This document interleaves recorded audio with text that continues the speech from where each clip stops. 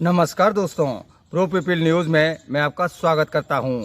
भारतीय वायुसेना के लिए 5वीं पीढ़ी के लड़ाकू विमान बनाने की मंजूरी केंद्र सरकार ने दे दी है। काफी लंबे समय से ये प्रोजेक्ट सरकार के पास मंजूरी के लिए अटका हुआ था। अभी तक दुनिया में अमेरिका, रूस और चीन के पास ही 5वीं पीढ़ी के लड़ाकू विमान हैं। 5वीं पीढ़ी के लड़ाकू विमान स्टेल्थ तकनीक से लैस होते हैं। इसका मतलब है कि इन विमानों को दुश्मन का रडार नहीं पकड़ सकता। इसलिए युद्ध में ऐसे लड़ाकू विमान पूरे युद्ध की तस्वीर बदलने की क्षमता रखते हैं। चीन से खतरे को देखते हुए भारतीय वायुसेना को 5वीं पीढ़ी के लड़ाकू विमानों की सख्त जरूरत है। इनके निर्माण की मंजूरी को रक्षा क्षेत्र में बेहद महत्वपूर्ण निर्णय माना जा रहा है।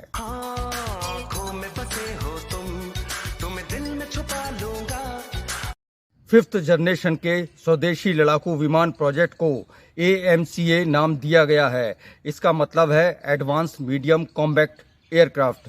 इस प्रोजेक्ट पर पिछले लगभग 15 वर्षों से रिसर्च वर्क चल रहा था। इसका अंतिम डिजाइन भी फाइनल हो चुका है। इसके कलपुर्जे और जरूरी तकनीक को भी फिक्स किया जा चुका है। बस रक्षा मंत्रालय से इस प्रोजेक्ट की मंजूरी का इंतजार था। रक्षा मामलों की समिति ने अब इसकी मंजूरी दे दी है। इस प्रोजेक्ट की शुरुआती लागत 15,000 करोड़ रुपए है। इसके 5 प्रोटोटाइप बनाए जाएंगे।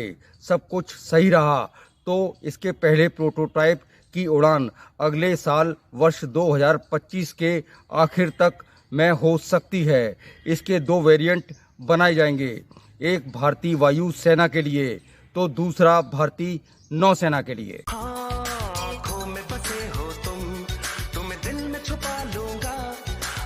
AMCA को हिंदुस्तान एरोनॉटिक्स लिमिटेड, DRDO और कई प्राइवेट भारतीय कंपनियों के सहयोग से बनाया जाएगा। ये सिंगल सीट और 2 इंजन वाला मल्टी रोल सभी तरह के मौसम में उड़ान भरने में सक्षम स्टेल्थ लड़ाकू विमान होगा।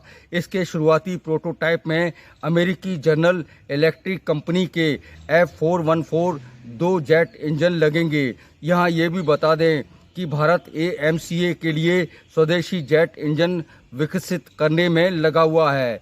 इसमें लगने वाला रडार, इलेक्ट्रॉनिक वॉरफेयर स्वीट सहित अधिकांश एवियोनिक्स स्वदेशी होंगे। इसमें लगने वाले सभी हथियार भी स्वदेश निर्मित होंगे।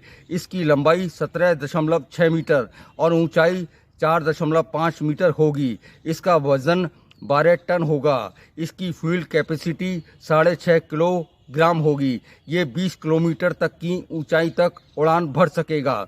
इसकी अधिकतम स्पीड 2600 किलोमीटर प्रति घंटा होगी। ये 6.5 टन वजनी हथियार ले जाने में सक्षम होगा। इसकी कॉम्बैक्ट रेंज 1620 किलोमीटर तक होगी।